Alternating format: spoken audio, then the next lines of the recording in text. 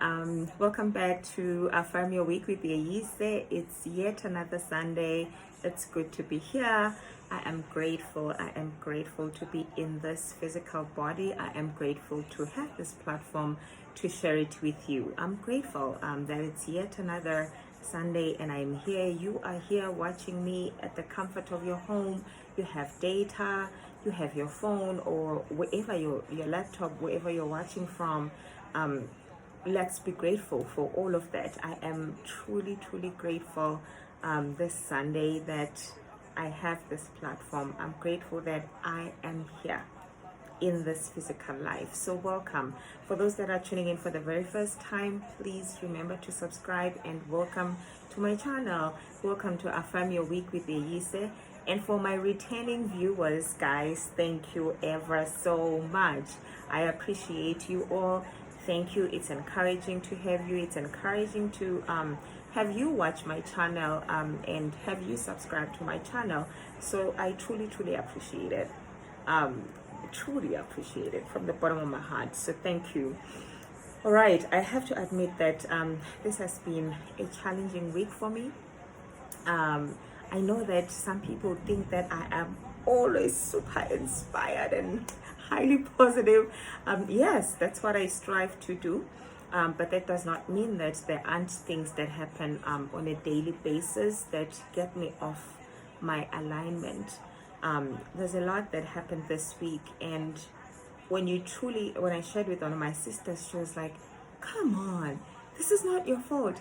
But the way that I was struggling to just forgive myself, it told me so much. It gave me feedback of where I am, that things that are holding me back still exist within my emotional space. That's why I'm finding it challenging to accept that this has happened. Let me move on. It's just one of those things that happen time and again, and we have to find ways to move out of that space where we know very well that we are not feeling good, and try and shift our thoughts. I'll speak briefly about that because I had to go through it this week, and I had to try and uplift myself. I even said to my partner, I was trying throughout the day, saying my affirmations, and I was still feeling down, and I was like, God, help me. I don't like feeling like this, when I really feel out of alignment, meaning feelings of sadness or beating myself up, when something has happened. I realize, right, that I am not in a good place, and I'm like, God, I don't like feeling like this. It's okay for me to think about it and take a moment to just appreciate where I am at the time, but I don't like spending a lot of my day on that, because now I understand that this will just get momentum, and before I know it, I'll be saying, Vile, today I'm having a bad day, yet it's because I am just dwelling on that thing. So I had to go through the most, and this is what I did. I'm gonna share briefly. I did my affirmations. I kept saying to myself, what, I believe in myself. Everything is always working out for me. Everything is always working out for me. And one of the things that really get me to a position where I'm feeling better, it's when I say to myself, I love knowing that you are always aware of me, always aware of my intentions. And I love knowing that you are in with me in all the conversations that I get into on a daily basis. I love knowing that in those you are aware of me and my intentions, and you care for me. And I love knowing that you also care for those that I'm having conversations with, and you are aware of them too at all times, and that you also will care for them. You will be aware of their intentions.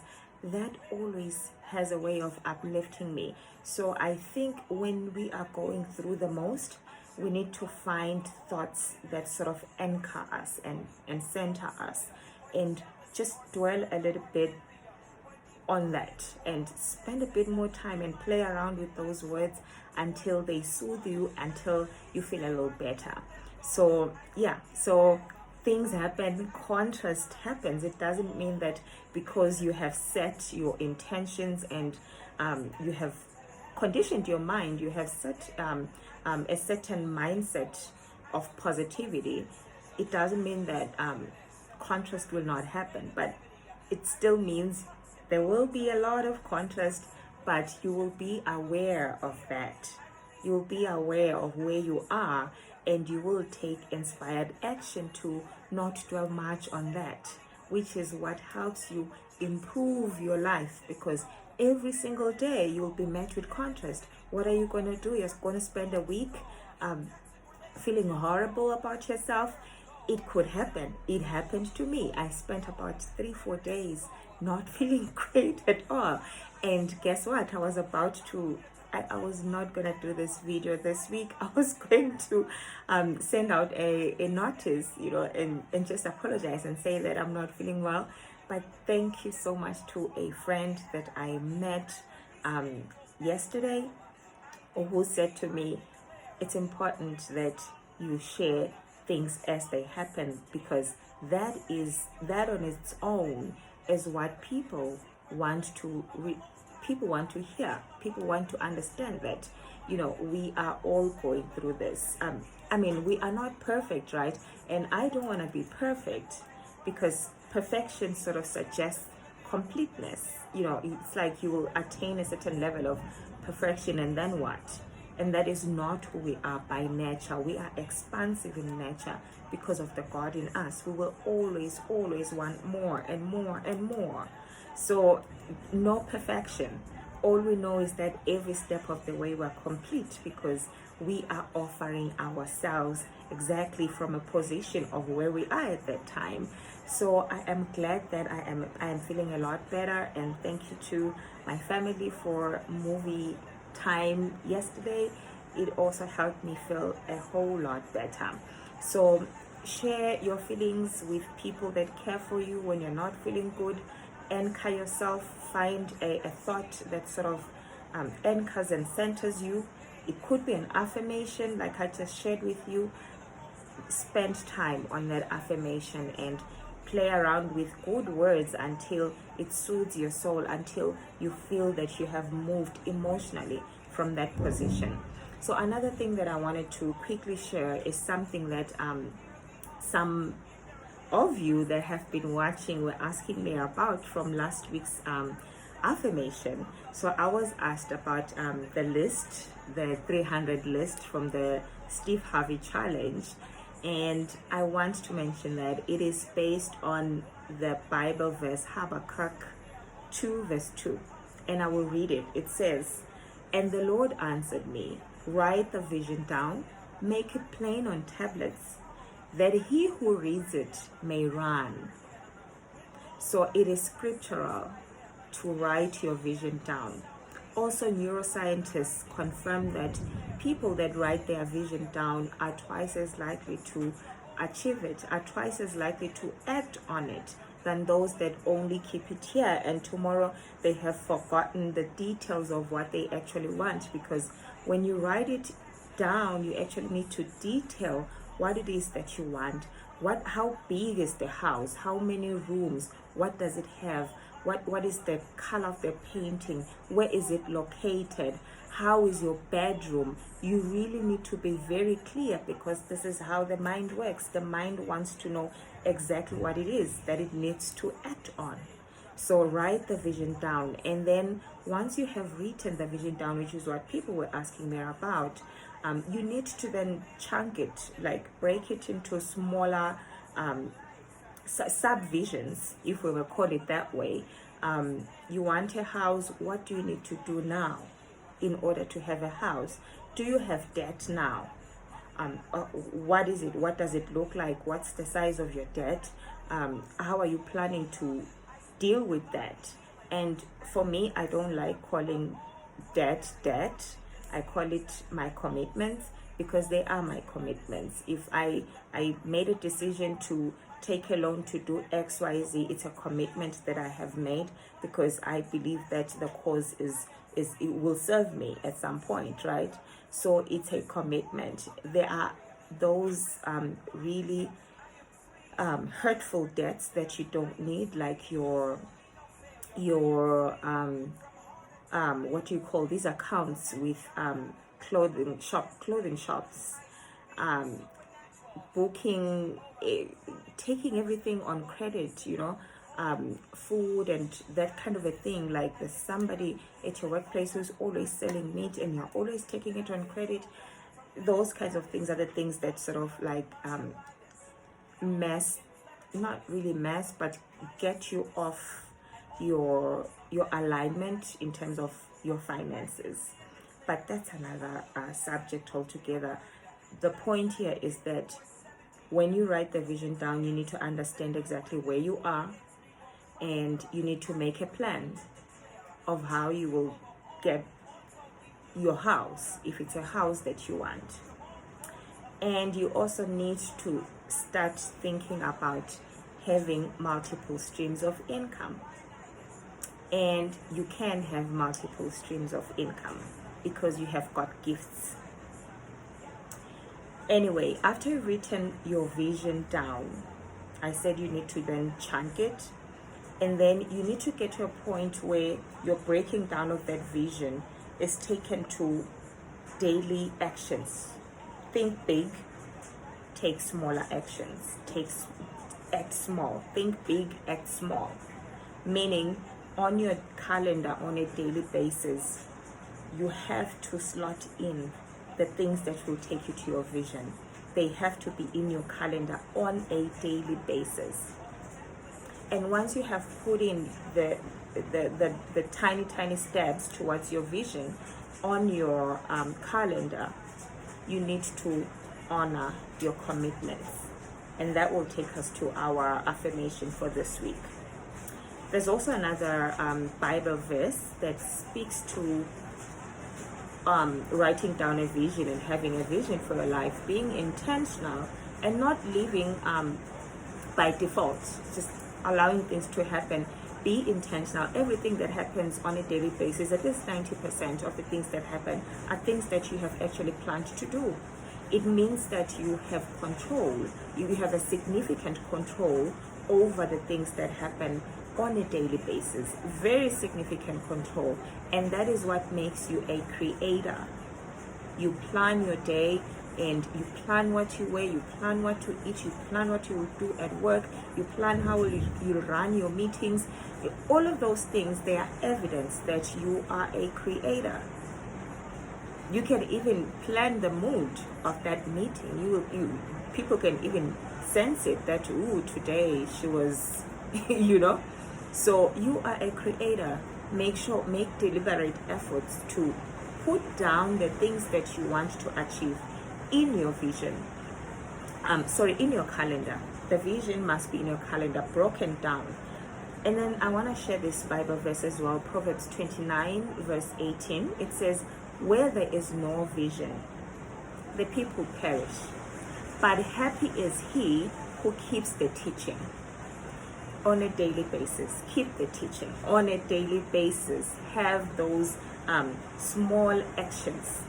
Think big, act small. Take inspired action that will take you to your bigger goal. If you want to deal with debt, take action and then honor your calendar. That is what helps you build confidence. Guys, I'm competing with rain. That is what helps you build confidence. If you have something in your calendar and you do it, you gain confidence. That is how confidence is built. But if you don't do it, you start doubting yourself. And if you don't do it again tomorrow, you keep pushing it, you don't have confidence that you can actually do it because you've never tried. So you need to parent yourself. You have to parent yourself. You have to push yourself. The only force that is there to make things happen for you is you. So you need to be deliberate about what you want and put it in your calendar. Act on it on a daily basis. And then I want us to now move on to our affirmation for the week. Our affirmation this week is, I honor my commitments. I honor my commitments. This affirmation is meant to empower you to actually take action. If you are committed in terms of, so commitments, let's define the commitments. Commitments could be your car loan, it could be your bond, it could be family time, it could be work, it could be gym, it could be your spiritual life. You could divide this into a whole lot of aspects about you, and you need to set time and know when exactly you're doing what. I know that there's always an overlap, especially of family time and work. I personally am guilty of that, because sometimes there's just a lot of work. I find myself working even after hours, and that takes up family time. And time and again I am asked by my people, how are you going to compensate us? We can hear all of the excuses. My partner would just say, we just want to understand how you're going to compensate this. And it's true, because we have to find a balance. So honor your commitments this week. If you're committed to gym, I know my area that needs improvement is committing to gym. I do work out, but not consistently, and we know that consistency equals success. Some people give up too soon. Yet if we are just consistent, we would definitely see results. So as we get into this week, I would like for you to join me in honoring our commitments. I commit this week that I will continue. Last week I did my gym very nicely, so I will continue this week. One of the key things that I have highlighted for me is physical exercise. One of the things that one last thing that I'm going to talk about is affirmations. Not why they're important, but different ways of affirming yourself. You could affirm yourself verbally, like the statements that we make together. I honor my commitments. You could also affirm yourself visually. Visualize yourself having those things that you want. It's a way of making sure that what you want is really impressed on your subconscious mind. Visualize, take time on a daily basis, seeing yourself in a different light. You could also affirm yourself emotionally by feeling. Get yourself in that space where you feel good. Feel as though you are slim, you have that body, girl. Feel it before it actually manifests. It's another way. Remember, we're working on this. This is what we are actually empowering. This is what we're changing. This is where we're changing the narrative about ourselves. And then lastly, you can also affirm yourself physically. When you're not feeling good, you can dance. Dancing makes us feel good. You can do jumping jacks. After doing that, it helps improve your mood. It induces feel-good emotions in your body. So do different types of affirmations as I've alluded. And this week, I want you to join me in honoring commitments. I honor my commitments. Regardless of how I feel, I didn't feel good. I had to honor this commitment of delivering this video to you. Have a great week, fam. God bless.